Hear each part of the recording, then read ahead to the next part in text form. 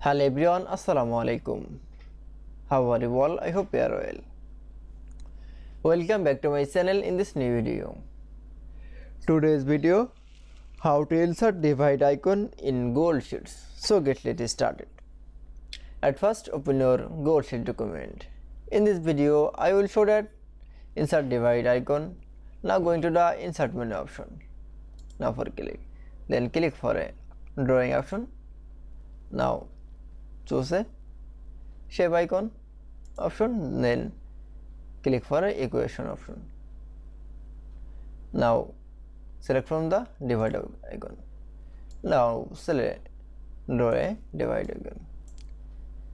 This divide icon is from the sense color. Now going to the fill color option, then choose color.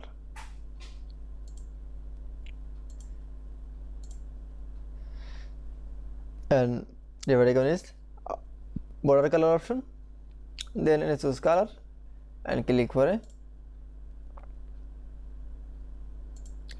edit option, then click for a 4px. Now click for a save and close option. That's it. Then you show insert divide icon in Google Sheets is very easily. I hope to enjoy the video. Please like, comment, share and subscribe my channel. Thanks for watching.